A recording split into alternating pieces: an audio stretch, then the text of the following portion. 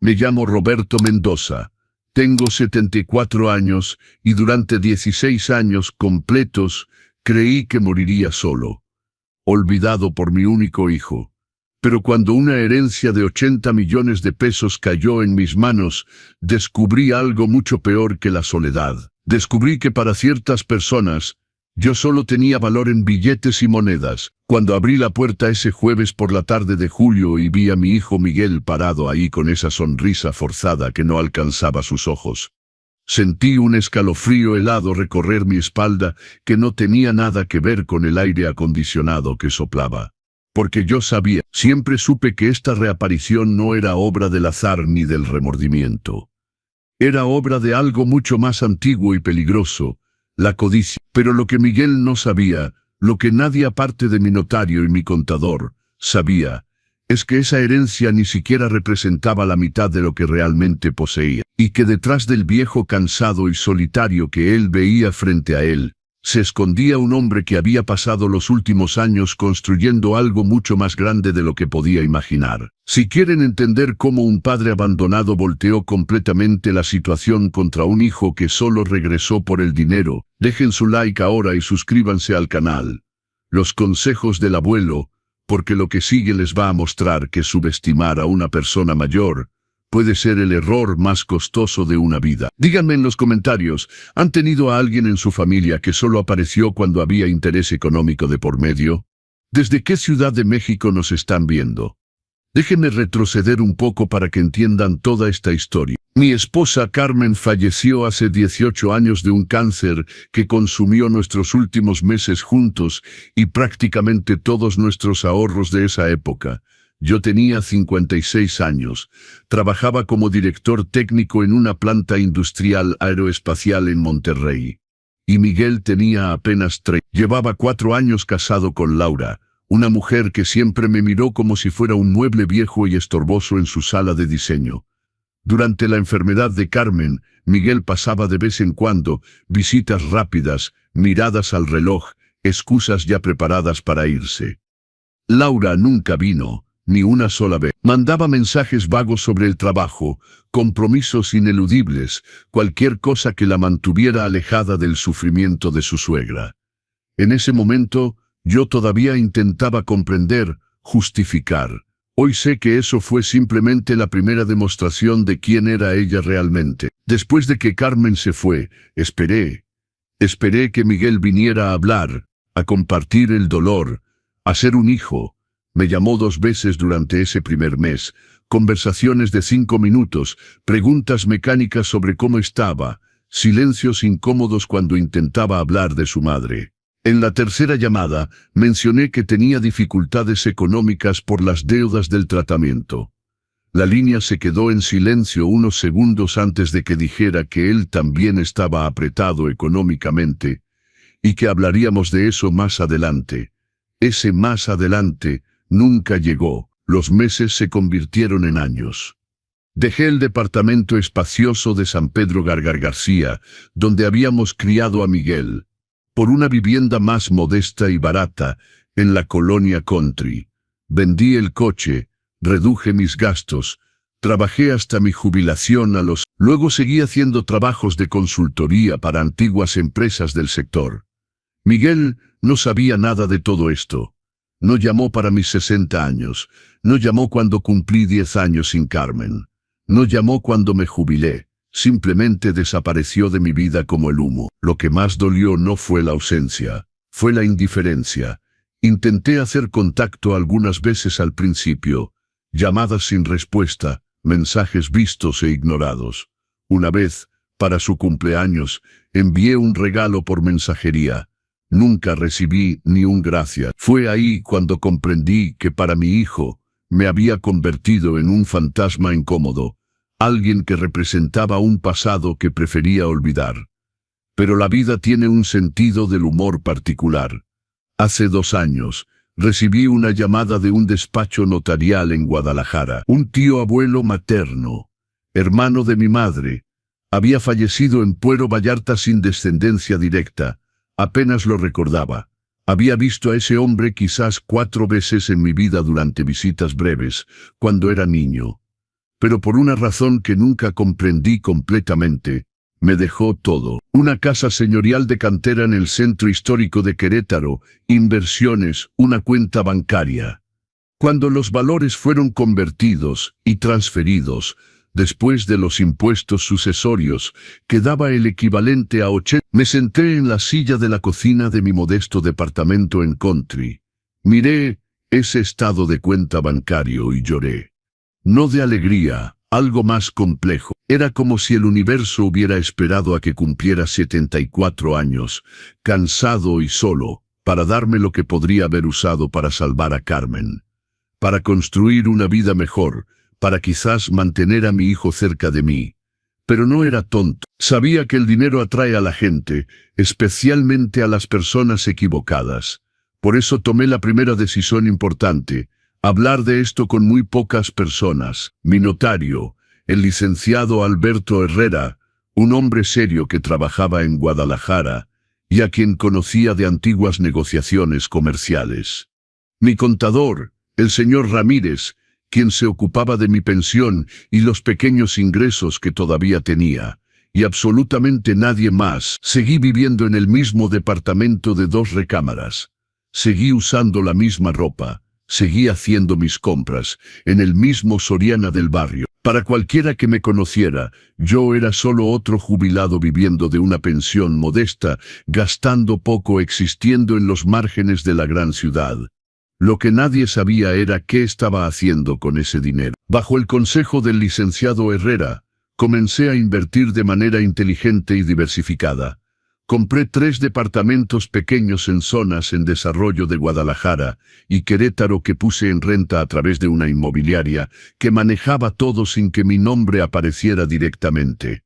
Invertí en CETES, bonos gubernamentales y algunas acciones, siempre con un perfil prudente pero rentable. Abrí una cuenta en un banco digital donde nadie esperaría que un hombre de mi edad tuviera dinero. En 2 años, esos 80 millones se transformaron en poco más de... No porque fuera un genio de las finanzas, sino porque tenía buenos asesores y sobre todo porque no necesitaba ese dinero para vivir. Mi pensión de 12,000 pesos al mes era más que suficiente para mi vida sencilla. Y durante todo ese tiempo, Miguel permaneció ausente. Sin una llamada, sin un mensaje, sin una sola señal de que le importara si estaba vivo o muerto. Hasta esa tarde de julio. Estaba preparando un café cuando sonó el timbre. No esperaba a nadie. Nunca esperaba a nadie. Estos últimos años, mis únicas visitas eran el repartidor de la farmacia trayendo mis medicamentos para la presión y el conserje avisándome de algún mantenimiento en el edificio. Cuando miré por la mirilla y vi a Miguel, mi corazón se aceleró de una manera que no tenía nada que ver con la alegría. Estaba más viejo, obviamente. Cabello canoso en las sienes, algunas arrugas alrededor de los ojos, un poco de peso extra en la cintura. Llevaba una camisa de lino y pantalón de vestir, nada muy formal, pero claramente ropa costosa. A su lado, Laura. Ella casi no había cambiado, o quizás había cambiado artificialmente de una manera que la mantenía pareciendo de 35 años, cuando debía estar cerca de los 50. Cabello castaño impecable con mechas color caramelo, maquillaje perfecto, ropa de marca. Abrí la puerta lentamente. Miguel sonrió, pero era ese tipo de sonrisa que le das a un vendedor cuando quieres deshacerte de él rápidamente. «Hola, papá», dijo. La forma en que pronunciaba la palabra papá sonaba extraña, como si fuera un término que no había usado en tanto tiempo que había olvidado cómo suena naturalmente. «Miguel», respondí sin emoción en la voz. Miré a Laura. Ella me hizo un gesto mínimo con la cabeza. Ese movimiento que significa sí, te veo, pero preferiría no estar aquí. ¿Podemos pasar?, preguntó Miguel, ya dando medio paso hacia adelante. No me moví. ¿Para qué?, parpadeó, sorprendido por la pregunta directa. ¿Cómo que para qué? Soy tu hijo. Hace mucho que no nos vemos. 16 años, lo interrumpí. Hace 16 años que no nos vemos. No fue para mis 70 años, no fue en Navidad, no fue en ningún momento durante estos últimos años. Entonces voy a repetir la pregunta. ¿Para qué? Laura suspiró con ese aire de alguien que tiene que lidiar con una persona difícil. Miguel al menos tuvo la decencia de parecer mínimamente incómodo. Papá, no vamos a quedarnos discutiendo en el pasillo. Déjanos entrar. Hasta traje un buen vino para que lo compartamos. Fue entonces cuando noté la botella cara que sostenía. Una etiqueta que reconocí por haberla visto en restaurantes refinados. El tipo de vino que cuesta más de... Para un hombre que no había llamado a su padre en 16 años, era una inversión interesante. Abrí la puerta y los dejé entrar, no porque lo quisiera, sino porque necesitaba entender qué estaba pasando. Entraron examinando el departamento con esas miradas rápidas que evalúan y juzgan en segundos. Laura frunció ligeramente la nariz al ver el mobiliario antiguo, el sofá desgastado, la televisión viejita. Siempre tan austero aquí, comentó, intentando hacer que sonara como un cumplido, pero fallando miserablemente. Sí, respondí. Suficiente para un viejo solo. Miguel abrió el vino en la cocina, mientras yo tomaba 3 copas, las únicas de cristal que tenía, heredadas de la época en que Carmen todavía estaba viva. Nos sentamos en la pequeña sala, ellos en el sofá, yo en el sillón de enfrente. El silencio fue largo y pesado. Entonces, comenzó Miguel después de un largo trago de vino. ¿Cómo has estado? De la misma manera que he vivido estos 16 años, respondí, sin quitarle la mirada. Solo. ¿Y tú? Intercambió una mirada rápida con Laura. Bien, trabajamos mucho. Ahora tenemos una empresa de importación y exportación, ¿sabes? Productos tecnológicos de Asia. Va bien, pero es muy exigente. Me imagino, dije tomando un pequeño sorbo del vino que no había pedido y no quería. Laura se movió inquieta en el sofá, claramente impaciente con esta conversación que no iba a ningún lado. Roberto, dijo, usando mi nombre por primera vez en quizás 20 años. Nos enteramos de algo.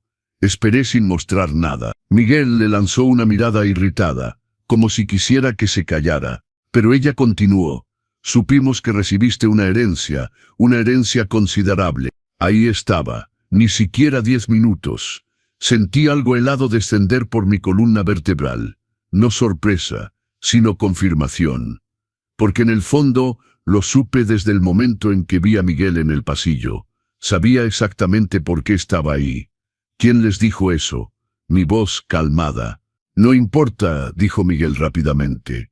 Lo que importa es que somos familia, papá. Y la familia se ayuda. Casi me río. Casi. La familia se ayuda, repetí lentamente.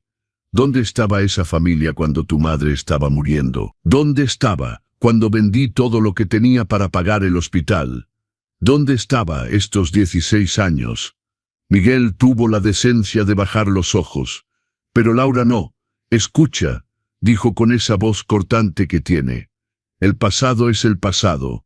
Miguel era joven, tenía su propia vida. La gente madura cambia. Lo que importa es el ahora. Y ahora necesitan dinero, dije. No como pregunta, sino como afirmación. El silencio que siguió fue respuesta suficiente. Miguel finalmente suspiró. La empresa tiene algunos problemas de flujo de efectivo. Nada grave, pero necesitamos una inversión para pasar este momento. Hablamos de algo temporal. Con tu herencia podrías no. La palabra salió firme, sin vacilación. Miguel parpadeó. ¿Cómo que no? Ni siquiera has escuchado lo que iba a proponer. No necesito escuchar, respondí dejando mi copa de vino sobre la mesita. La respuesta es no. Laura se levantó, su paciencia claramente agotada. Eres un egoísta. Miguel es tu único hijo, tu único heredero. Ese dinero le va a tocar de todas formas cuando te mueras. Entonces, ¿por qué no ayudarlo ahora que lo necesita? Me levanté también, lentamente, sintiendo mis viejas rodillas protestar. Primero, no tengo ninguna obligación de dar dinero a alguien que me abandonó. Segundo, ¿quién dijo que ese dinero le va a tocar? Y tercero, caminé hasta la puerta y la abrí. Creo que es mejor que se vayan. Miguel se levantó, intentando una última carta. Papá, sé razonable. Estoy pidiendo ayuda. Como padre no deberías. Como padre lo interrumpí, te crié, pagué tus estudios, trabajé hasta el cansancio para darte todo. Y cuando me quedé solo y viejo, desapareciste. No vengas a hablarme de lo que debería hacer como padre. Se fueron. Laura caminando con pasos pesados, Miguel vacilante. Antes de cruzar la puerta, se volteó una última vez. «Te vas a arrepentir», dijo. Y no era una amenaza, era una promesa. Cerré la puerta y me apoyé contra ella, el corazón latiendo fuerte. Porque sabía que todo esto estaba lejos de terminar. Las personas desesperadas por dinero no se rinden al primer intento. Y mi hijo, aparentemente, estaba más que desesperado. En ti, palabra clave del episodio de hoy. Si alguna vez han tenido que poner límites con familiares que solo aparecen cuando necesitan algo, dejen su like para apoyar este canal. Los consejos del abuelo están aquí para recordarles que el respeto se gana, no se hereda. Llamé al licenciado Herrera al día siguiente y le conté todo. Escuchó en silencio, luego dijo algo que confirmó mis peores temores. Roberto, las personas desesperadas hacen cosas desesperadas. Necesitamos proteger su patrimonio legalmente. Y necesitamos protegerlo a usted también. Así comenzó lo que yo llamo mi segunda educación. El licenciado Herrera me explicó sobre los poderes notariales, cómo alguien podría intentar declararme incapaz, las estafas comunes contra personas mayores, la falsificación de documentos. Aprendí términos legales que nunca imaginé que tendría que conocer. Tutela, curatela, usufructo, desmembramiento de propiedad, mandato de protección futura. ¿Qué debo hacer?, le pregunté. Primero, documentar todo, grabar conversaciones y regresa, guardar mensajes. Segundo, vamos a hacer algunos documentos preventivos.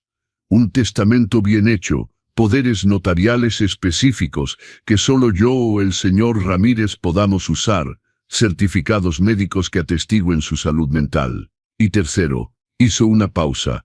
Permanezca muy vigilante, muy vigilante. Las semanas siguientes fueron relativamente tranquilas.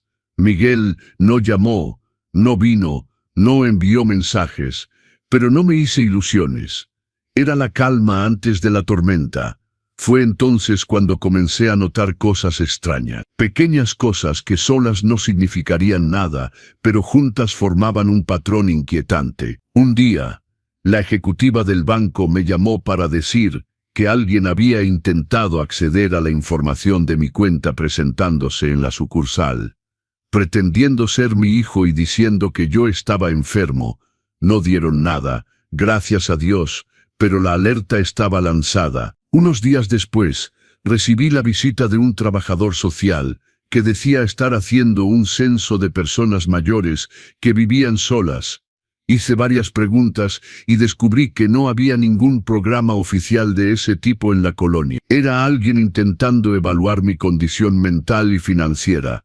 El conserje del edificio me buscó para decirme que una mujer había venido a hacer preguntas sobre mí, queriendo saber si recibía visitas, si tenía problemas de salud, si olvidaba las cosas. Cuando describió a la mujer, reconocí inmediatamente a Laura. Pero lo peor llegó una mañana de septiembre. Recibí una citación judicial. Miguel estaba presentando una demanda de tutela contra mí, alegando que sufría de demencia senil, que era víctima de estafadores que querían apropiarse de la herencia, y que él, como hijo devoto, debía asumir mi tutela para protegerme. Sostuve ese papel con las manos temblorosas, no de miedo sino de rabia. Mi propio hijo intentaba hacerme declarar loco para tener acceso al dinero. Durante 16 años no le importó si estaba vivo o muerto, pero ahora, súbitamente, era un hijo devoto preocupado por su padre vulnerable. Llamé inmediatamente al licenciado Herrera. «Van por ese camino», dije, mi voz quebrándose de indignación. «Me lo esperaba», respondió calmadamente. «Por eso ya tenemos todo preparado. Tiene certificados médicos de 3 especialistas diferentes que atestiguan su plena capacidad mental. Tiene estados de cuenta bancarios que muestran que maneja sus propias finanzas con competencia. Y ya estoy preparando nuestra contestación. Roberto, respire. No van a ganar. Pero no se trataba de ganar o perder legalmente. Se trataba de lo que esto significaba. Mi hijo estaba dispuesto a humillarme públicamente, a retratarme como un viejo senil e incapaz, a quitarme mi dignidad y autonomía, todo por dinero del que ni siquiera sabía que era solo la punta del iceberg. Porque aquí está el gran secreto del que ni Miguel ni Laura tenían la menor idea. Esa herencia de 80 millones de pesos era solo el comienzo. En los 2 años desde que recibí ese dinero, no solo había invertido inteligentemente, sino que también había descubierto algo extraordinario sobre mi pasado. Resulta que ese tío abuelo fallecido en Puerto Vallarta no era solo un pariente lejano. Era socio en una antigua empresa de comercio marítimo que operaba entre Veracruz y Centroamérica desde los años 1000. También había heredado su participación en esa empresa que todavía existía y operaba, manejada por otros socios. Esa participación me daba derecho a dividendos mensuales de aproximadamente. Durante 2 años, ese dinero había sido depositado en una cuenta que los notarios habían abierto para mí. Cuando finalmente resolví todo el papeleo para acceder a esos fondos, y eso tomó meses de documentación y procedimientos legales, descubrí que se habían acumulado más de 5 y repatrié ese dinero a México en diciembre del año pasado de manera totalmente legal, declarado al SAT, pagando todos los impuestos debidos. Lo invertí con aún más cuidado, diversificando en bienes raíces, fondos internacionales, bono. Mi patrimonio total al momento en que Miguel intentaba hacerme declarar incapaz giraba alrededor de 150 millones de pesos que un hombre de 74 años viviendo en un modesto departamento de country en Monterrey había acumulado, solo, con la ayuda de 2 profesionales competentes, 150 millones de pesos que mi hijo pensaba poder obtener si lograba transformarme legalmente en un incapaz. Pero había más. Algo que incluso el licenciado Herrera no sabía todavía. Los últimos 6 meses, había comenzado a desarrollar un proyecto personal. Recordaba cómo Carmen siempre había querido ayudar a personas necesitadas, pero nunca tuvimos los medios para hacerlo a gran escala. Había comenzado a estructurar una fundación. Nada grandioso, pero algo significativo. Una fundación que proporcionaría apoyo financiero para tratamientos contra el cáncer para familias de bajos ingresos en memoria de Carmen. Había apartado 33 millones de pesos para esto. Trabajaba con abogados especializados para registrar la fundación, establecer los criterios de selección, montar la estructura administrativa. Se lanzaría en el aniversario de la muerte de Carmen, en 4 meses. Y el nombre sería claro, Fundación Carmen Mendoza, en memoria de la mujer que Miguel apenas se había molestado en llorar. Todo esto pasaba por mi cabeza mientras me preparaba para la audiencia de tutela. El licenciado Herrera me había asegurado que el caso era débil, que no había prueba médica o testimonial que respaldara la alegación de Miguel. Pero igual estaba nervioso, porque los tribunales son impredecibles y los jueces son humanos, sujetos a impresiones y prejuicios. La audiencia tuvo lugar una mañana fría de octubre. El juzgado familiar de Monterrey estaba lleno con docenas de personas esperando sus casos. Miguel y Laura llegaron con su abogado, un hombre con traje caro y el aire de alguien que cobraba muy caro por hacer trabajo sucio. Yo llegué con el licenciado Herrera, usando mi mejor traje que tenía 20 años pero estaba bien mantenido, y cargando un portafolio lleno de documentos. Miguel ni siquiera me miró. Laura, en cambio, me miró con ese aire de superioridad que siempre ha tenido, como si ya hubiera ganado. Cuando nos llamaron, entramos a una pequeña sala con el juez, el licenciado Durán, un hombre de aproximadamente 55 años, con mirada penetrante. El abogado de Miguel presentó el caso. Padre anciano, viviendo solo, que recientemente había recibido una gran suma de dinero, mostrando signos de confusión mental, en riesgo de ser víctima de estafadores, hijo preocupado queriendo proteger a su padre. Fue mi turno. El licenciado Herrera presentó los certificados médicos, 3 especialistas diferentes, un geriatra, un psiquiatra y un neurólogo.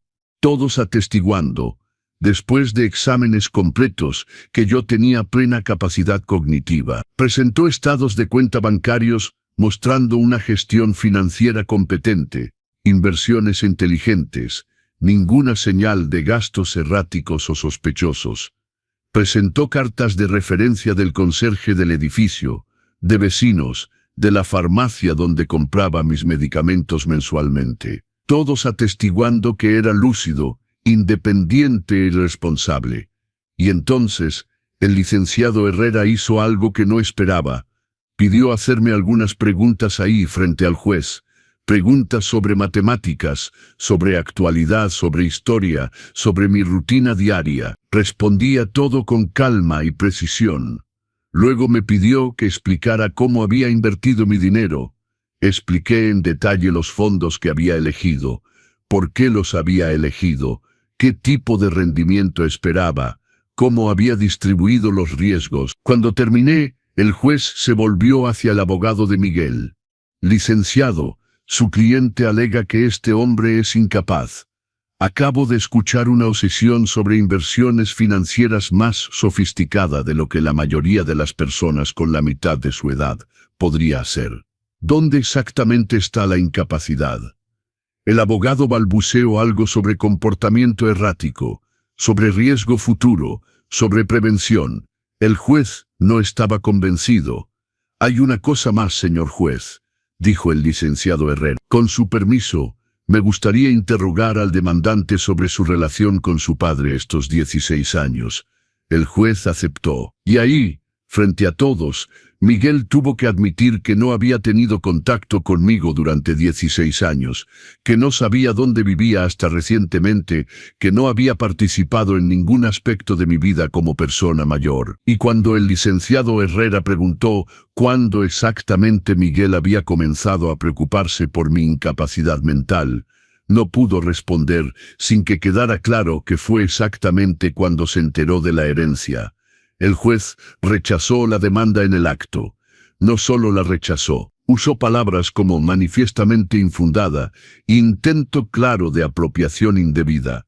Dijo que era evidente que yo tenía plena capacidad y que el procedimiento parecía más ser un intento de acceso al patrimonio que una preocupación genuina por el bienestar.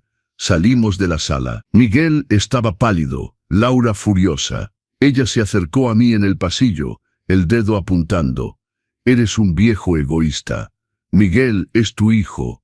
Ese dinero debería ayudarlo ahora, no que lo entierres en inversiones estúpidas.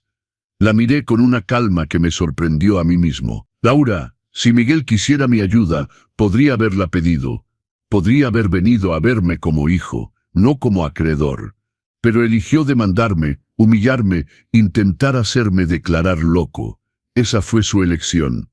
Necesitamos ese dinero, gritó sin importarle la gente que se detenía a mirar. ¿Por qué?, pregunté.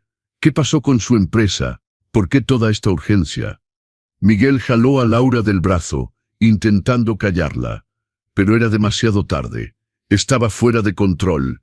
La empresa quebró. ¿Está bien? Lo perdimos todo.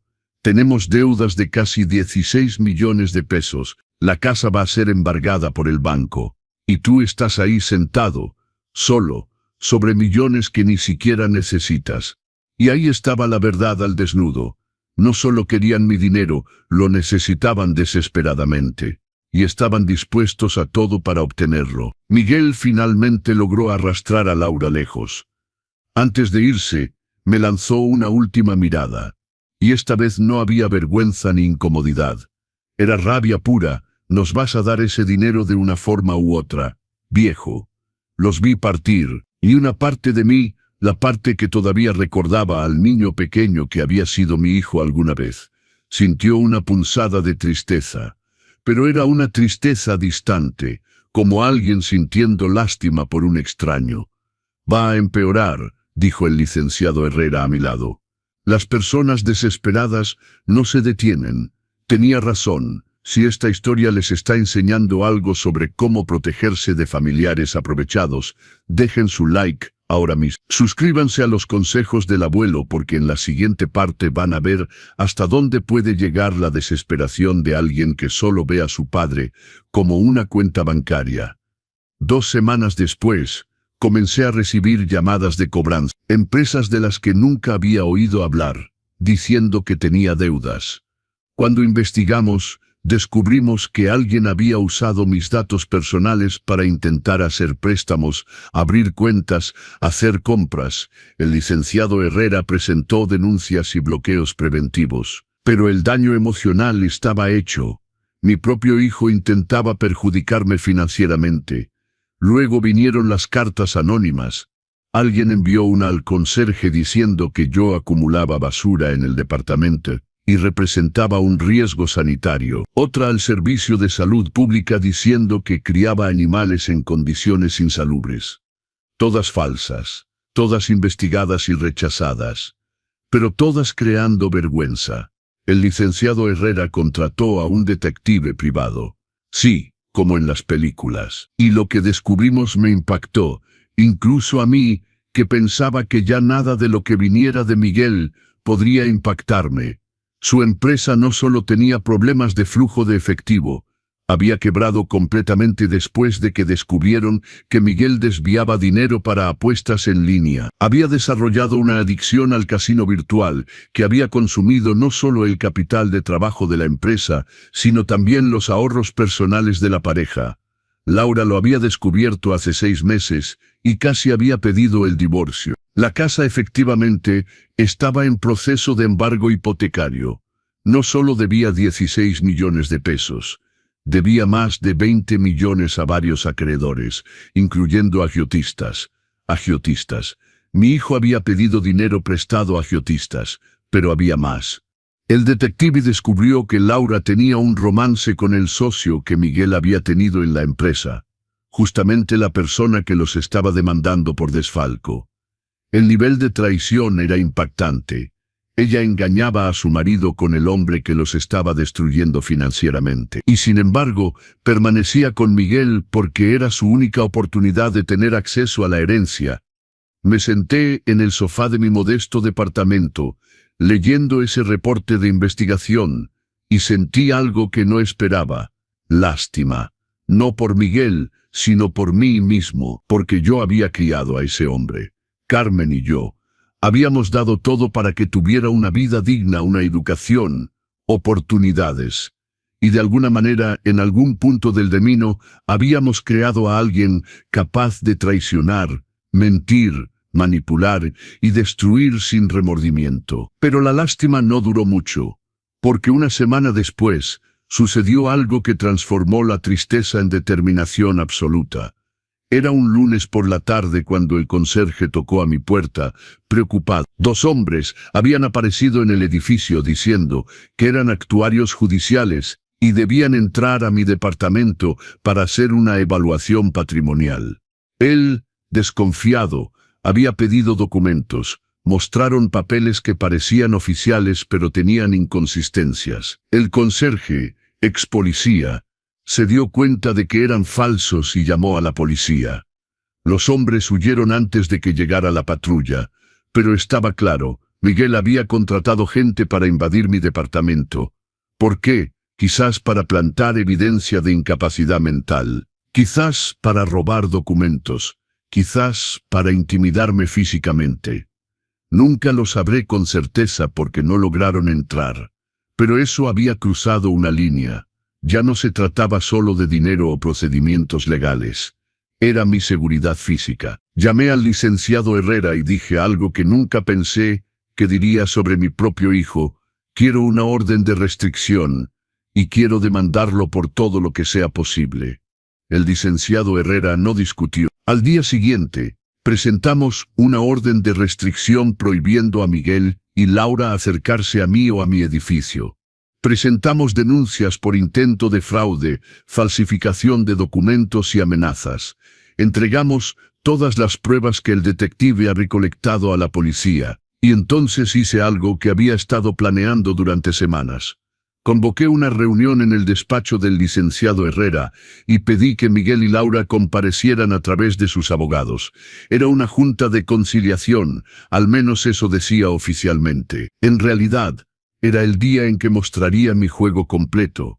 Llegaron con una arrogancia enmascarada de resignación, como si estuvieran haciendo un favor al venir. Nos sentamos en una elegante sala de juntas con una gran mesa de madera y ventanas que daban al centro de Guadalajara. Yo, el licenciado Herrera y el señor Ramírez de un lado. Miguel, Laura y 2 abogados del otro. Bien, comenzó su abogado principal.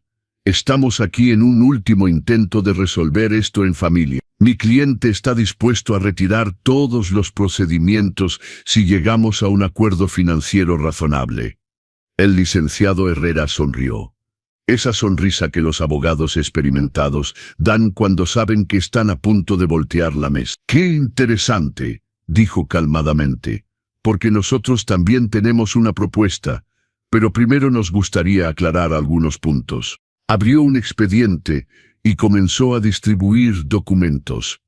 Hoja tras hoja de evidencia, estados de cuenta bancarios, mostrando las apuestas en línea de Miguel, fotografías de él con agiotistas conocidos, registros de intentos de préstamos fraudulentos a mi nombre, grabaciones de Laura ofreciendo dinero a gente para testificar falsamente sobre mi incapacidad mental. Vi cómo el color abandonaba el rostro de Miguel mientras hojeaba todo eso. Laura intentó mantener la compostura, pero sus manos temblaban. Eso no es todo, continuó el licenciado Herrera. También tenemos el intento de invasión de domicilio, usando documentos falsos. Tenemos vínculos probados entre ustedes y esos hombres. Y tenemos, hizo una pausa dramática, pruebas de que Laura tiene un romance extramarital con Marcos Santos, el mismo hombre que los está demandando por fraude comercial. Laura se levantó de golpe, el rostro rojo. Eso es invasión de la privacidad. No podemos y lo hicimos, interrumpió el señor Ramírez, hablando por primera vez. Todo dentro de la legalidad. Todo mediante una investigación privada autorizada por sospecha de crimen. Y antes de que pregunten, sí, tenemos fotografías. Muchas fotografías. Miguel estaba en silencio, mirando fijamente la mesa. No dijo una palabra, ni para defenderse ni para defender a su esposa. Solo silencio. Ahora, dijo el licenciado Herrera, hablemos de la propuesta. Roberto ha apartado 33 millones de pesos para crear una fundación de apoyo a tratamientos contra el cáncer en memoria de su difunta esposa, Carmen. Esta fundación será registrada, operacional, y comenzará a servir familias necesitadas en 3 meses. Nada de esto les concierne. Nada de esto será su herencia. Miguel finalmente levantó la cabeza, confundido. En cuanto a la herencia inicial que tanto les interesa, continué yo mismo, tomando la palabra por primera vez, fue invertida y ha fructificado considerablemente. Pero tampoco será para ustedes. Estoy modificando mi testamento. Todo será dividido entre obras de caridad, con una pequeña parte para crear un fondo de educación para niños desfavorecidos en Monterrey. No puedes hacer eso, gritó Laura. Miguel es tu hijo. Tiene derecho a la legítima, dijo calmadamente el licenciado Herrera. El 50% del patrimonio es intocable por ley y va a los herederos forzosos. El otro 50% Roberto puede hacer con él lo que quiera. Y ha decidido donarlo. Pero dijiste que eran 80 millones. Miguel finalmente habló, la voz ronca. La mitad de eso todavía son casi 40 millones. Fue ahí cuando sonreí por primera vez en toda esa reunión. Miguel, dije calmadamente, ¿quién dijo que eran solo 80 millones? El silencio que siguió fue absoluto. Miré a los ojos de mi hijo y vi el momento exacto en que comprendió que había sido engañado todo el tiempo. La herencia inicial fue de 80 millones. Expliqué lentamente, pero también había participaciones en empresas, dividendos, inversiones que fructificaron, propiedades que ganaron valor. Mi patrimonio actual es de aproximadamente 150 millones de pesos. Laura se dejó caer en su silla. Miguel se puso blanco. 150 millones, murmuró. 150 millones, confirmé. De los cuales el 50%, es decir, 75 millones, son legítima por ley. Los otros 75 millones puedo hacer lo que quiera con ellos, y he decidido donar 33 millones a la fundación de tu madre, invertir 30 millones en fondos de educación, y 8 millones serán para mi propia calidad de vida en los años que me quedan. Viajes, comodidad, atención médica privada. ¿Y el resto?, preguntó Miguel, la voz quebrándose. El resto lo tendrás cuando yo muera. Si es que muero, porque con buena salud y dinero para atención médica privada, puedo vivir todavía mucho tiempo. El licenciado Herrera se inclinó hacia adelante. Pero hay condiciones. Roberto va a crear un fideicomiso. El dinero será administrado por mí y por el señor Ramírez. Cuando fallezca Miguel, recibirá una suma mensual de 20,000 pesos por el resto de su vida. Nunca tendrá acceso al monto total de golpe. Esto protege tanto el patrimonio como protege a Miguel de sí mismo. Y si continúa con procedimientos, intentos de fraude, amenazas, agregó el señor Ramírez, hay cláusulas que pueden reducir o eliminar incluso esa mensualidad. Recibirá mientras se comporte bien. Si no se comporta bien, nada. Miguel temblaba, no de rabia, algo más profundo. Quizás por primera vez en años, enfrentaba las consecuencias reales de sus propias decisiones. ¿Por qué?, finalmente preguntó mirándome. ¿Por qué no simplemente desheredarme completamente? Miré a mi hijo, este hombre que apenas reconocía, y hablé desde el corazón. Porque a pesar de todo, todavía eres mi hijo, y porque tu madre no habría querido que quedaras completamente desamparado, incluso después de todo lo que has hecho. Los 20,000 pesos al mes son más que suficientes para vivir dignamente. No es riqueza, pero es seguridad. Es lo que Carmen habría querido que yo hiciera. Miguel bajó la cabeza. Laura se levantó y salió de la sala sin decir nada, azotando la puerta. Sus abogados intentaron argumentar, hablar de impugnaciones, de recursos, pero estaba claro que no había nada que hacer. Todo era legal, documentado, protegido. Cuando la reunión terminó y se fueron, me quedé sentado ahí durante un largo rato, solo respirando. El licenciado Herrera puso su mano en mi hombro. ¿Cómo se siente? Cansado, respondí honestamente. Pero libre, y era verdad. Por primera vez en meses, quizás en años, me sentía libre, libre de la expectativa de ser el padre perfecto, libre de la culpa de haber fallado en mantener unida a la familia, libre de la ilusión de que la sangre es más fuerte que el carácter. Si sienten que esta historia está tocando algo profundo en ustedes, dejen su like. Compartan este video con alguien que necesite escuchar que está bien poner límites incluso con familia. Suscríbanse a los consejos del abuelo, porque en las próximas partes van a ver cómo se construye una vida con dignidad después de la peor traición. Los meses siguientes trajeron cambios profundos en mi vida. La Fundación Carmen Mendoza fue oficialmente registrada en febrero, el tercer aniversario de su muerte. El primer año logramos ayudar a 18 familias con tratamientos contra el cáncer, pagando medicamentos costosos, cirugías, sesiones de quimioterapia. Vi a adultos llorar de alivio al descubrir que no tendrían que elegir entre tratar la enfermedad o alimentar a sus hijos. Cada familia que logramos ayudar era como una pequeña redención. No borraba el dolor de haberla perdido, pero le daba sentido a esa pérdida. Miguel y Laura se divorciaron 3 meses después de aquella reunión. Ella se fue con prácticamente nada, ya que la mayoría de los bienes estaban a nombre de la empresa en quiebra o en deuda. Supe por terceros que había regresado a vivir con sus padres en Ciudad de México. Miguel rentó un pequeño departamento en San Pedro, cerca de donde había crecido. También supe que había entrado a un programa para adicción al juego. No sé si fue por iniciativa propia o porque los abogados se lo recomendaron para mejorar su imagen legal. No nos hablamos. Él no intentó hacer contacto y yo no lo busqué, pero cumplí mi parte. El fideicomiso fue creado, Los recursos fueron separados. Cuando yo muera tendrá sus 20.000 pesos mensuales, mientras se mantenga limpio y sin intentos de fraude. En cuanto a mí, decidí que merecía vivir un poco, no de manera extravagante. Eso nunca ha sido mi estilo, pero con dignidad y comodidad. Compré un mejor departamento en Monterrey, en un edificio con seguridad las 24 horas y áreas comunes. Tiene 2 recámaras, una terraza con vista a la sierra, pisos de madera, cocina integral. No es un palacio, pero es mío y es cómodo. Comencé a viajar. Descubrí Oaxaca, que nunca había visitado realmente. Fui a San Miguel de Allende y entendí por qué tanta gente se enamora de ese lugar. Visité Mérida y sus cenotes. Conocí Guanajuato durante el Festival Cervantino.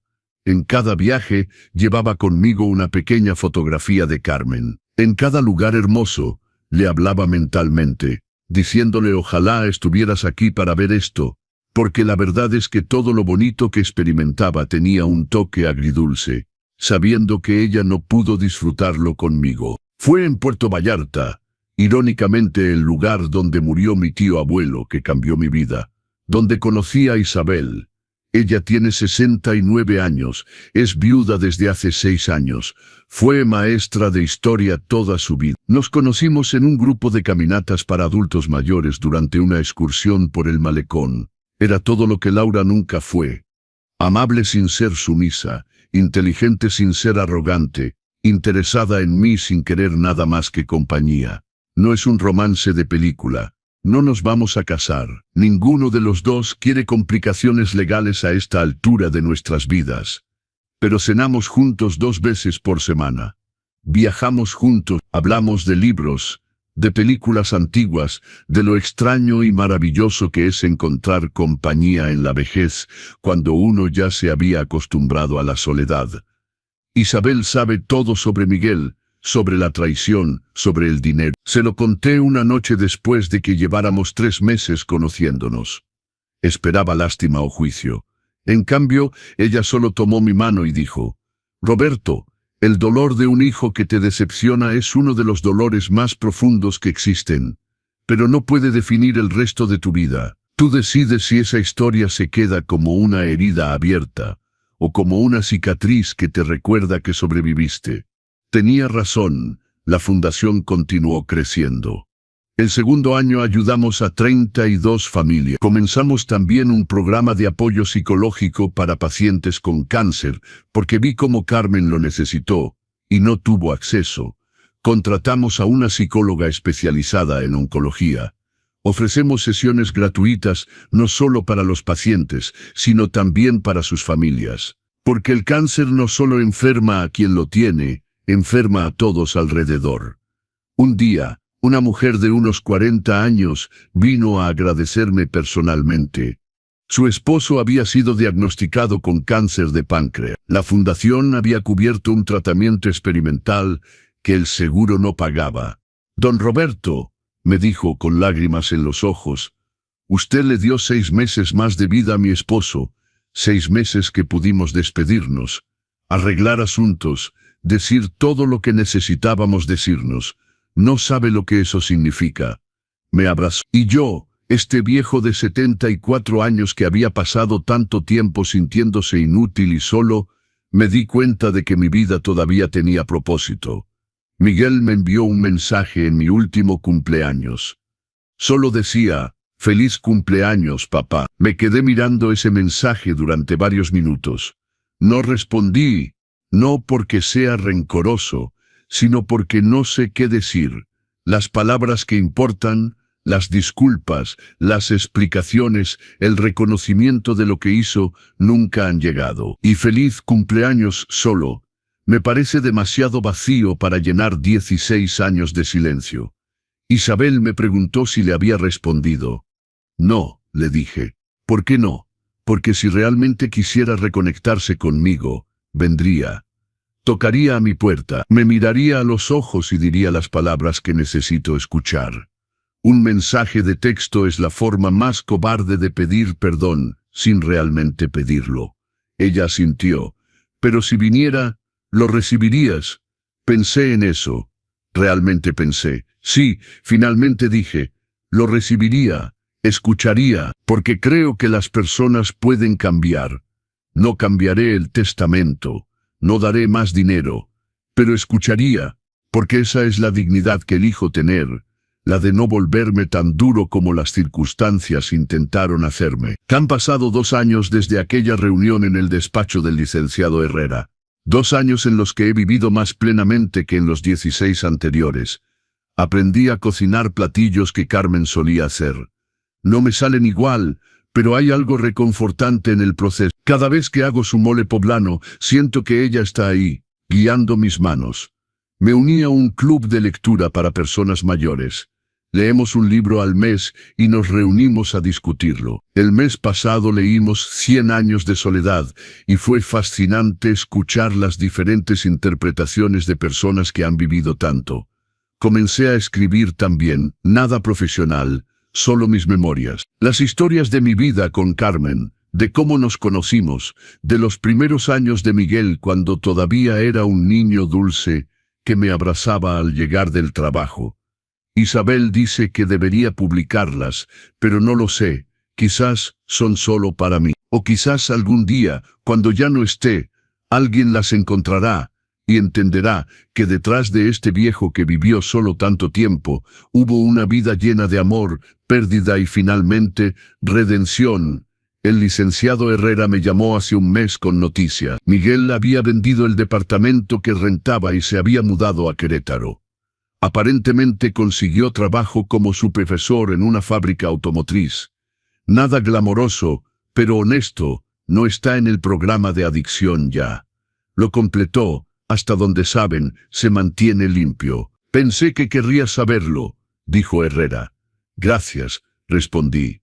Y sentí algo extraño. No alegría exactamente. Quizás alivio. El alivio de saber que mi hijo, a pesar de todo, todavía tiene la capacidad de levantarse. ¿Significa eso que lo perdonaré? No lo sé. El perdón no es un interruptor que prendes o apagas, es un proceso. Y estoy en ese proceso a mi propio ritmo. Lo que sí sé es que ya no siento esa rabia ardiente que sentía antes. Ahora es más como una cicatriz vieja que a veces duele cuando cambia el clima, pero que puedes tocar sin desmoronarte. Isabel y yo estamos planeando un viaje largo para el próximo año. Queremos recorrer la ruta del vino en Baja California, quedarnos en Valle de Guadalupe, disfrutar de la buena comida y el paisaje. ¿Alguna vez pensaste, me preguntó el otro día mientras tomábamos café en mi terraza, que tu vida se volvería así como, tranquila, feliz incluso? Lo pensé. No, admití. Cuando Carmen murió, pensé que la felicidad había muerto con ella. Cuando Miguel desapareció, pensé que moriría solo y amargado. Cuando recibí la herencia, pensé que solo atraería más dolor. Pero aquí estoy, 74 años, con una compañera que me hace reír, con una fundación que ayuda a la gente, con un futuro que todavía tiene cosas buenas por ofrecer. Tu Carmen estaría orgullosa, dijo Isabel. ¿Y saben qué? Creo que sí lo estaría. La fundación ahora tiene 3 empleados a tiempo completo, una coordinadora, la psicóloga y un trabajador social que evalúa los casos. Yo voy a la oficina 2 veces por semana, no porque tenga que hacerlo, sino porque quiero. Me encanta conocer las historias de las familias que ayudamos. Cada una es diferente, pero todas comparten ese mismo miedo, esa misma desesperación que vi en los ojos de Carmen cuando supo que el cáncer había ganado. Y cada vez que podemos darle a alguien un poco de esperanza, un poco más de tiempo, un tratamiento que pensaban que no podrían pagar, siento que estoy honrando su memoria de la manera más significativa posible. No con lápidas de mármol o monumentos grandiosos, sino con vidas salvadas, con familias que no tienen que pasar por lo que nosotros pasamos. Eso es un legado. Eso es amor que trasciende la muerte. El señor Ramírez, mi contador, me mostró los números el otro día. Con la manera en que hemos estructurado las inversiones, la fundación puede operar de manera sostenible durante al menos 30 años, incluso después de mi muerte. 30 años de ayudar a familias, 30 años del nombre de Carmen haciendo el bien en el mundo. Y el fideicomiso para Miguel está asegurado también. Pase lo que pase, tendrá sus 20,000 pesos mensuales cuando yo ya no esté. No es riqueza, pero es dignidad, es la oportunidad de vivir sin la desesperación que lo llevó por mal camino. A veces me pregunto si hice lo correcto, si fui demasiado duro o no lo suficientemente duro, si debería haber dado más o menos. Pero luego recuerdo las palabras del licenciado Herrera en aquella reunión. Esto protege el patrimonio y protege a Miguel de sí mismo, porque la verdad es que si le hubiera dado acceso completo a 75 millones de pesos con su adicción al juego, lo habría perdido todo en meses. Habría arruinado su vida de manera aún más completa. El fideicomiso le da estabilidad sin darle la cuerda para ahorcarse. Es un acto de amor, incluso si él nunca lo ve así. Si esta historia les está mostrando que es posible reconstruir una vida después de la traición más profunda, dejen su like ahora, compartan con alguien que necesite recordar que nunca es tarde para elegir la dignidad. Suscríbanse a los consejos del abuelo, porque las últimas 2 partes les van a mostrar que el verdadero legado no se mide en dinero, sino en vidas tocadas. Hoy, cuando miro hacia atrás, todavía duele pensar en Miguel. Duele porque podría haber tenido todo esto conmigo. No el dinero, sino la compañía, las conversaciones, los últimos años de un padre. Si hubiera aparecido en esa puerta después de 16 años y simplemente hubiera dicho: papá, lo siento, me equivoqué, podemos empezar de nuevo, nada de todo esto habría pasado. El dinero habría sido suyo eventualmente de todas formas. Pero él eligió aparecer con la mano extendida, no con el corazón abierto. He aprendido que la familia no es un título automático que te da derechos sobre otra persona. Es una construcción diaria hecha de presencia, de respeto, de amor demostrado en acciones y no solo en palabras. He aprendido que el dinero es solo dinero, no te define, pero revela quién eres realmente. Como el agua que toma la forma del recipiente que la contiene, el dinero toma la forma del carácter de quien lo posee. Y he aprendido que nunca es demasiado tarde para vivir con dignidad. El otro día, Isabel y yo estábamos en la oficina de la fundación. Había ido a revisar algunos expedientes de nuevos solicitantes. Una familia en particular llamó mi atención. Era un hombre de 52 años, trabajador de la construcción, diagnosticado con cáncer de pulmón. Tenía 3 hijos, el mayor estudiando medicina, los otros 2 en preparatoria. Su esposa trabajaba como empleada doméstica. El tratamiento que necesitaba costaba 280,000 pesos. Ellos habían logrado reunir 50,000 vendiendo su coche y pidiendo prestado a familiares. Pero no era suficiente. Leí la carta que escribió su esposa solicitando ayuda. Estaba escrita en papel rayado de cuaderno, con una letra cuidadosa pero insegura. Decía: mi esposo es un hombre bueno. Nunca faltó un día al trabajo. Nunca nos levantó la mano a mí ni a nuestros hijos. Siempre soñó con ver a nuestro hijo mayor graduarse como doctor. No quiero que muera sin ver ese sueño cumplido. Por favor, ayúdenos. Me quedé mirando esa carta durante mucho tiempo. Isabel puso su mano en mi hombro. ¿Estás bien? Sí, dije. Solo estoy pensando en cuántas veces Carmen y yo estuvimos exactamente en esta posición, rogando por más tiempo, por una oportunidad, y ahora puedes darle a otros lo que ustedes no tuvieron. Aprobé el apoyo completo para esa familia ese mismo día. Los dio en tus 30,000 pesos restantes que necesitaban. 2 semanas después, la esposa de ese hombre vino a la oficina a agradecerme. Traía a sus 3 hijos con ella. El mayor, el estudiante de medicina, me dio un abrazo que casi me quiebra las costillas. Don Roberto me dijo: cuando sea doctor, voy a trabajar un día a la semana gratis en la fundación. Es mi promesa. Usted está salvando a mi papá. Yo voy a ayudar a dar a otros. Ese momento, ahí, en esa pequeña oficina con un joven que todavía ni siquiera se había graduado prometiéndome su futuro en agradecimiento, fue cuando comprendí completamente el significado de la palabra legado. No es lo que dejas cuando mueres, es lo que inspiras mientras vives. Miguel nunca entenderá esto. Para él, el legado siempre fue el dinero, la cuenta bancaria, los bienes materiales. Pero el verdadero legado son las vidas que tocas, las personas que ayudas, el bien que pones en el mundo. Carmen lo entendía. Incluso cuando no teníamos dinero, ella siempre encontraba formas de ayudar. Cocinaba comida extra para la vecina anciana que vivía sola. Cuidaba a los hijos de nuestras vecinas cuando ellas tenían que trabajar. Visitaba a enfermos en el hospital aunque fueran desconocidos. Roberto me decía, el dinero viene y va, pero la bondad que da se queda en el mundo para siempre.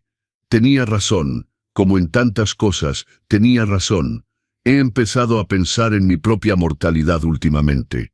No de manera mórbida, sino práctica. Tengo 74 años. Mi salud es buena para mi edad, pero no soy inmortal. Cuando llegue mi momento, quiero estar listo.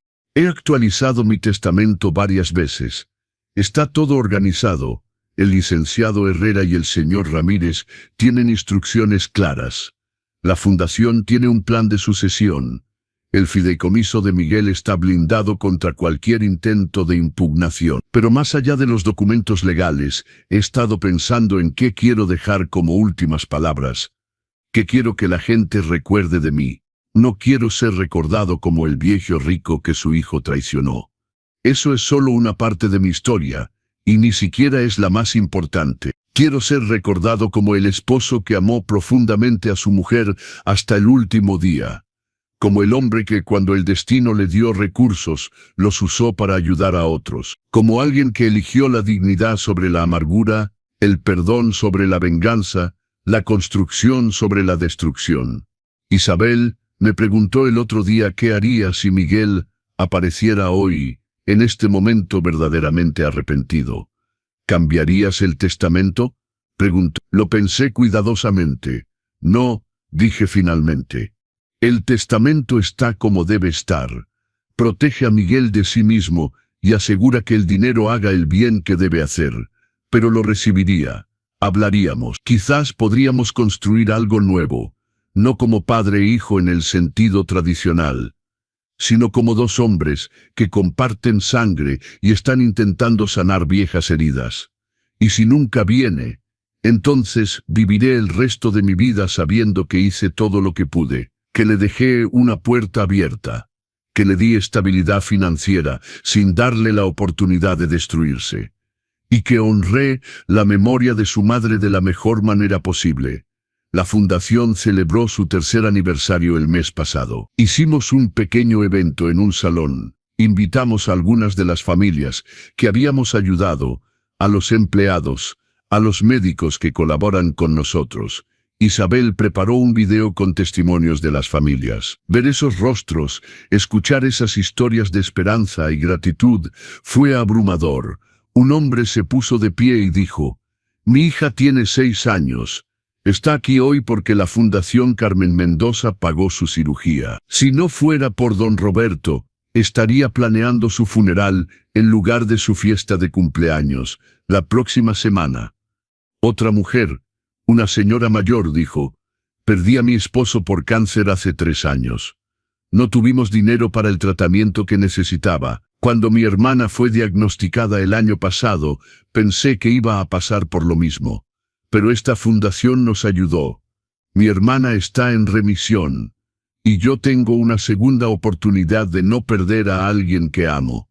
Escuché historia tras historia, y con cada una, sentí que el peso en mi pecho, ese peso que había cargado desde que Carmen murió, se hacía un poco más ligero. No porque el dolor desapareciera.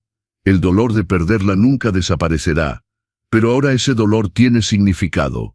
Tiene propósito. Cuando el evento terminó, me quedé solo en el salón por unos minutos. Miré las fotos en las paredes, las caras de las familias que habíamos ayudado, y le hablé a Carmen como si estuviera ahí. «Lo logramos, amor», le dije.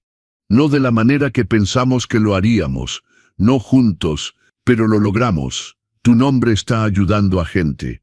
Tu memoria está salvando vidas, y yo estoy bien, finalmente estoy bien». No sé si me escuchó. No soy particularmente religioso, pero me gusta pensar que de alguna manera en algún lugar ella sabe. Miguel sigue en Querétaro. Según el último reporte del licenciado Herrera, se mantiene limpio de las apuestas. Tiene una vida sencilla, trabaja honestamente, cumple con sus obligaciones. No hemos hablado, pero sé que está ahí, viviendo, sobreviviendo. Y eso tendrá que ser suficiente por ahora. Quizás algún día tocará a mi puerta.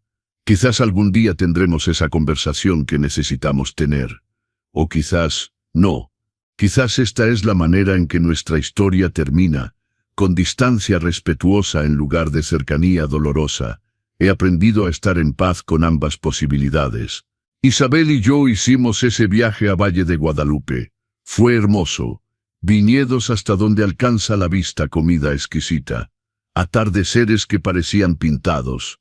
Una noche estábamos sentados en la terraza de una vinícola, tomando una copa de vino, mientras el sol se ponía. ¿Sabes qué es lo más extraño?, me dijo Isabel. ¿Qué? Que las mejores cosas de mi vida han llegado después de los 60. Mi carrera como maestra fue satisfactoria, pero estos años contigo, viajando, siendo libre, esto es mejor que todo lo que vino antes. Sonreí. Yo siento lo mismo. ¿Crees que Miguel algún día entienda lo que se perdió? No lo sé, admití. Quizás cuando sea viejo como yo, cuando mire hacia atrás en su vida, se dé cuenta. O quizás nunca lo haga. Pero esa es su carga que cargar, no la mía. Eres un hombre sabio, Roberto Mendoza. No, dije. Solo soy un hombre que ha vivido lo suficiente para aprender algunas lecciones muy caras. Hemos empezado a planear la expansión de la fundación. Con el crecimiento que hemos tenido, el señor Ramírez cree que podemos abrir una segunda oficina en Guadalajara el próximo año. Eso significaría poder ayudar a más familias, llegar a más gente que necesita apoyo. La idea me emociona. También estoy trabajando con una universidad local para crear becas para estudiantes de medicina que se comprometan a trabajar en oncología. Carmen siempre decía que necesitábamos más doctores que realmente se preocuparan por los pacientes, no solo por el dinero. Estas becas llevarán su nombre también. Becas Carmen Mendoza para futuros oncólogos. Quizás en 20 años habrá doctores por todo México que estén salvando vidas gracias a una educación que fue posible por una mujer que nunca llegaron a conocer, pero cuyo amor y cuyo sufrimiento hicieron posible su carrera. Eso sí es inmortalidad, no en el sentido religioso o espiritual, sino en el sentido práctico, real. Carmen vivirá en cada vida que esos doctores salven, en cada familia que la fundación ayude, en cada momento de esperanza que podamos dar. Y cuando yo me vaya quiero que pase lo mismo. Quiero que mi vida haya significado algo más que solo los años que respiré.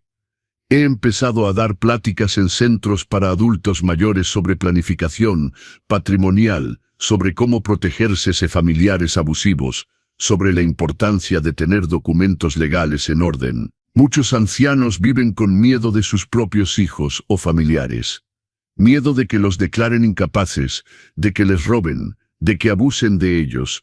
Comparto mi historia, no con todos los detalles, pero suficiente para que entiendan que no están solos, que la traición familiar es más común de lo que la gente admite, y que hay formas de protegerse.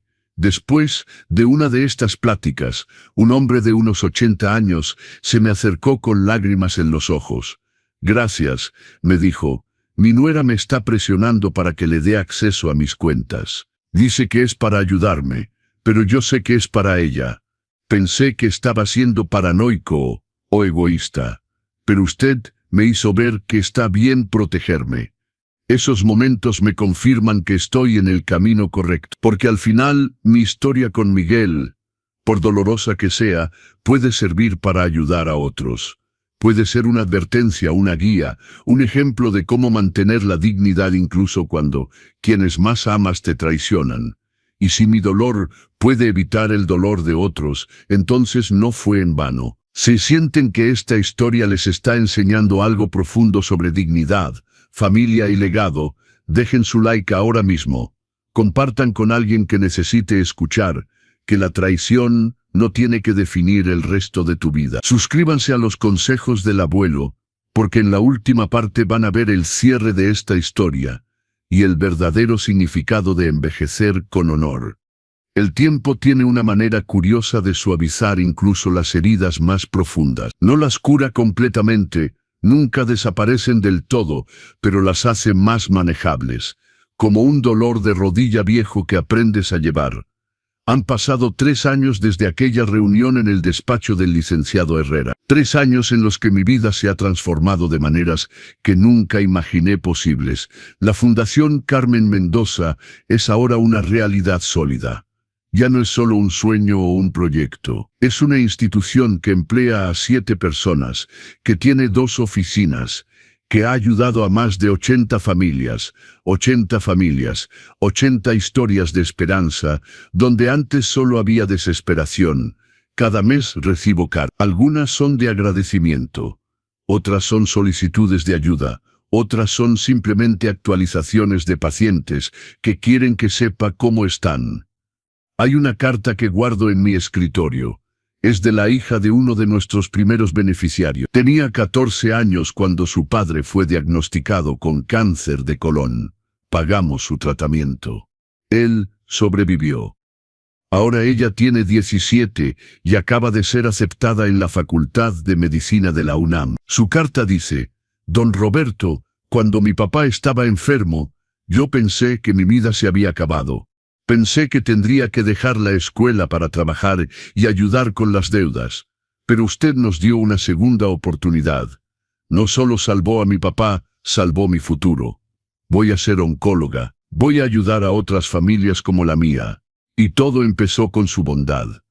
Cuando leo cartas como esa, entiendo que el dinero que heredé no fue casualidad, fue responsabilidad, fue una prueba, y creo con humildad que pasé esa prueba.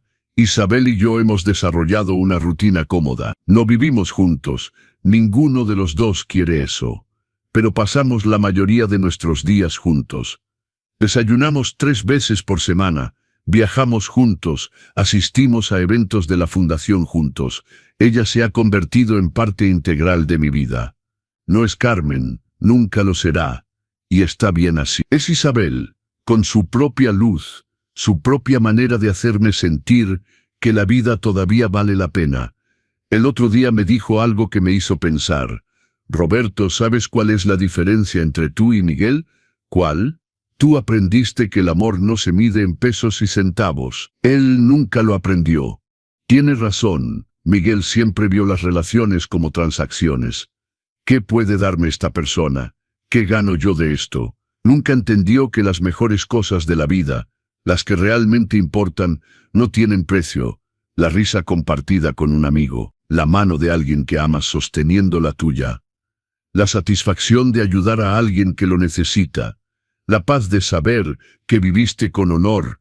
Esas cosas no se compran, no se heredan, se cultivan, se ganan, se eligen día tras día. He pensado mucho en qué les diría a otros padres que están pasando por algo similar. Padres con hijos que solo aparecen cuando necesitan dinero. Padres que se sienten usados, traicionados, abandonados. Les diría esto: no están solos.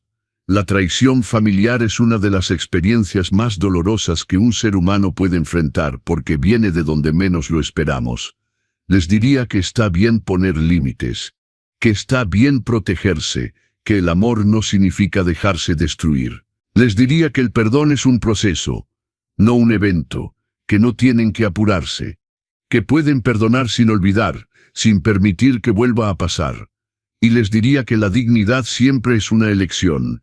Pueden elegir responder con amargura o con gracia, con venganza o con sabiduría, con cierre de corazón o con apertura cautelosa. Yo elegí la dignidad, y no me arrepiento.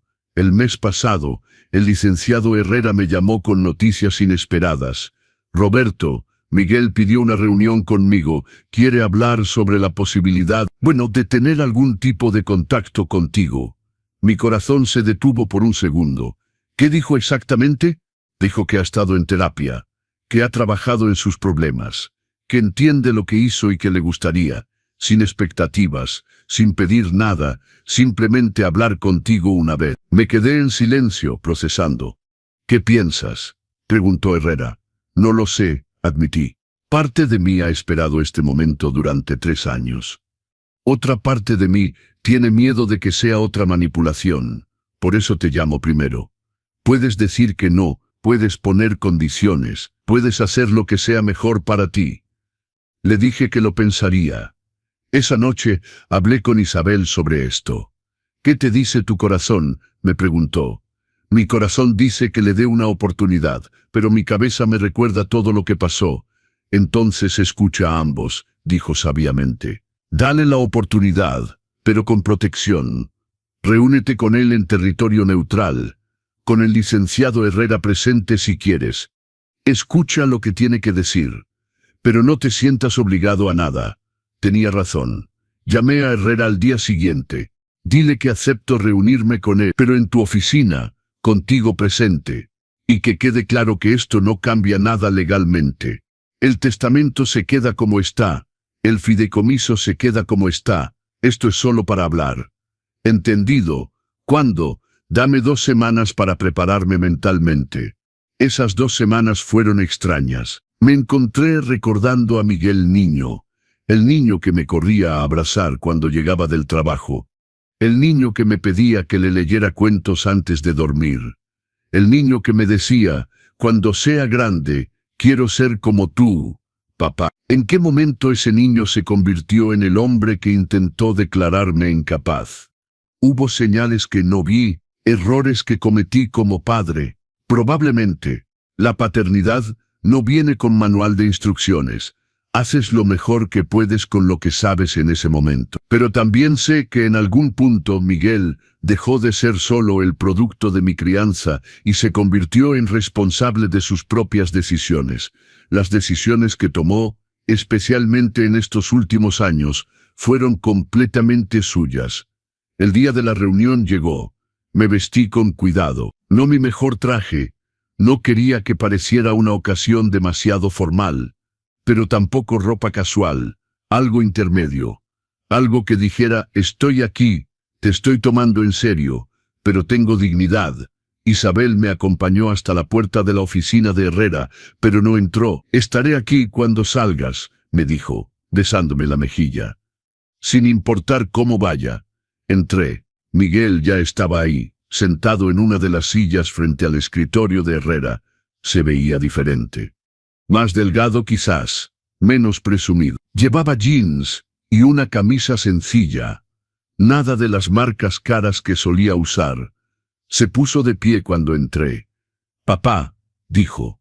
Y había algo en su voz, una quebradez, que no había escuchado antes. Miguel, respondí, sentándome en la silla al lado de la suya, pero dejando una silla vacía entre nosotros. Una distancia física que reflejaba la emocional. Herrera nos miró a ambos. Propongo que yo me quede aquí, pero en silencio, solo como observador, a menos que alguien necesite que intervenga. ¿Les parece? Ambos asentimos. Miguel respiró profundo. No sé por dónde empezar. Por el principio, dije. Por las disculpas que nunca diste. Por las explicaciones que nunca ofreciste. Por el reconocimiento de lo que hiciste. Se frotó el rostro con las manos. Cuando las bajó, vi que tenía los ojos húmedos. Tenías razón, en todo. Fui un hijo terrible. Después de que mamá murió, solo pensé en escapar del dolor. Y la manera más fácil de escapar fue cortarte de mi vida, porque cada vez que te veía, me recordabas lo que había perdido. Esperé. No iba a hacer esto fácil para él. Y luego, cuando Laura y yo empezamos a tener problemas financieros, cuando mi adicción al juego se salió de control, lo único en lo que podía pensar era en arreglar mi vida. Y cuando me enteré de la herencia, pensé que era la solución. No pensé en ti como mi padre. Pensé en ti como un banco. Las lágrimas empezaron a caer por su rostro. No hizo nada por ocultarlas. Intenté declararte incapaz. Contraté gente para intimidarte. Usé tus datos para intentar fraudes. Fui el peor tipo de persona que alguien puede ser. Y la peor parte es que lo hice a mi propio padre. Se quebró, completamente, sollozando. Lo siento, papá. Lo siento muchísimo. No espero que me perdones. No espero que cambie nada. Solo necesitaba que supieras que lo siento. Que entiendo lo que hice. Que no hay excusa. Si esta historia les está mostrando que incluso las relaciones más rotas pueden tener momentos de honestidad brutal, dejen su like. Si conocen a alguien lidiando con traición familiar que necesita escuchar esto, compartan este video. Suscríbanse a los consejos del abuelo, porque en la parte final van a ver cómo termina esta historia de dolor, perdón y dignidad. Lo miré llorar. Este hombre de 46 años que una vez fue mi niño pequeño, ahora roto frente a mí, pidiendo algo que no sabía si podía dar. El silencio en esa oficina era denso. Podía escuchar el reloj en la pared, el tráfico afuera, mi propia respiración. Finalmente hablé. Miguel, aprecio que hayas venido. Aprecio las disculpas, pero necesito que entiendas algo muy importante. Levantó la cabeza mirándome con ojos rojos. El perdón no es un borrador mágico que elimina el pasado. No puedo olvidar lo que hiciste. No puedo pretender que no pasó. Esos 16 años de silencio existieron. El intento de declararme incapaz existió. Todo existió y tiene consecuencias. Asintió, limpiándose las lágrimas con el dorso de la mano. Pero, continué, también entiendo que las personas pueden cambiar, que todos merecemos la oportunidad de ser mejores de lo que fuimos. Así que esto es lo que te voy a ofrecer. Me incliné hacia adelante. No voy a cambiar el testamento. La Fundación Carmen Mendoza seguirá siendo la heredera principal de mi patrimonio. El fideicomiso que te da 20,000 pesos mensuales después de mi muerte se queda como está. Eso es inamovible. Vi la decepción cruzar brevemente por su rostro, pero la aceptó. Sin embargo, dije, estoy dispuesto a intentar reconstruir algún tipo de relación. No como antes, eso es imposible. Pero quizás podamos encontrar algo nuevo. Algo honesto. ¿Qué significa eso?, preguntó con voz ronca. Significa que podemos vernos una vez al mes si quieres. Para tomar un café, para hablar. Sin expectativas, sin agenda. Solo dos hombres que comparten sangre e historia intentando conocerse de nuevo. Me gustaría eso, dijo rápidamente. Me gustaría mucho, pero hay condiciones, agregué. Primera, completa honestidad siempre. Nada de mentiras, nada de manipulación. Segunda, respeto por los límites que establezco. Y tercera, entender que esto no es una transacción. No estoy haciéndote ningún favor esperando algo a cambio. Y tú no vienes buscando nada más que una relación. Acepto, dijo. Todas las condiciones, lo que sea necesario. El licenciado Herrera habló por primera vez. Propongo que documentemos esto. No legalmente, pero sí por escrito. Las condiciones que don Roberto estableció. Para que ambos tengan claridad. Fue una buena idea. Pasamos la siguiente hora hablando. No de cosas profundas, solo conversación básica. Miguel me contó sobre su trabajo en la fábrica, sobre cómo el programa de adicciones le había ayudado, sobre su departamento pequeño en Querétaro. Yo le conté sobre la fundación, sobre Isabel, sobre los viajes que había hecho. Fue extraño, como conocer a un pariente lejano por primera vez. Había familiaridad en los gestos, en algunos rasgos faciales, pero también mucha distancia. Cuando terminamos, nos pusimos de pie. Miguel extendió la mano. La estreché, firme pero breve.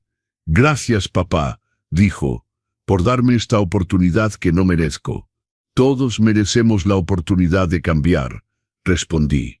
Pero recuerda, las oportunidades se ganan con acciones, no con palabras. Salí de esa oficina sintiéndome extrañamente en paz. No feliz exactamente, pero tampoco triste. Algo intermedio. Algo que se sentía como cierre sin ser un final definitivo. Isabel estaba esperando en el café de al lado, como había prometido. ¿Cómo estuvo?, preguntó. Complicado, doloroso, pero necesario. ¿Vas a verlo de nuevo? Una vez al mes. Vamos a intentarlo. Ella tomó mi mano sobre la mesa. Eres un hombre muy valiente, Roberto Mendoza. O muy tonto, dije con una sonrisa triste. No, dijo firmemente. Valiente, porque se necesita más valentía para arriesgarse de nuevo que para cerrar el corazón, para siempre. Eso fue hace 6 meses. Miguel y yo nos hemos visto 5 veces desde entonces, siempre en lugares públicos, siempre por 1 hora, siempre manteniendo cierta distancia emocional. No hemos recuperado la relación padre-hijo que perdimos. No sé si alguna vez lo haremos, pero hemos construido algo diferente, algo más honesto quizás, algo basado en la realidad de quienes somos ahora, no en la nostalgia de quienes fuimos. En nuestro último café, me preguntó sobre su madre. Papá, ¿crees que mamá estaría decepcionada de mí? Pensé cuidadosamente antes de responder. Tu madre, dije lentamente, estaría destrozada por las decisiones que tomaste, pero también estaría orgullosa de que estés intentando cambiar. Carmen creía en segundas oportunidades, creía en la redención. Así que sí, estaría decepcionada del pasado, pero esperanzada con tu presente. Asintió, los ojos húmedos de nuevo. La extraño. Yo también, admití todos los días. La Fundación Carmen Mendoza acaba de cumplir 4 años. Hemos ayudado a 112 familias. 112 vidas impactadas directamente. Y si cuentas a los familiares, probablemente más de 500 personas. La oficina de Guadalajara está operando a plena capacidad. Las becas para estudiantes de medicina están en su 2.º año, con 3 becarios actualmente estudiando. El mes pasado, uno de nuestros primeros beneficiarios, un hombre que sobrevivió a cáncer de próstata gracias al tratamiento que pagamos, vino a la oficina con un cheque. Don Roberto, dijo, cuando usted me ayudó hace 3 años, le prometí que algún día devolvería el favor. Este es mi primer pago. Voy a donar 1,000 pesos al mes a la fundación por el resto de mi vida. Me quedé sin palabras. 1,000 pesos al mes quizás no suena como mucho, pero para un hombre que trabaja como mecánico, con 3 hijos que mantener, era un sacrificio significativo. No tienes que hacer esto, le dije. Sí tengo que hacerlo, respondió, porque alguien me dio una segunda oportunidad cuando no tenía ninguna esperanza.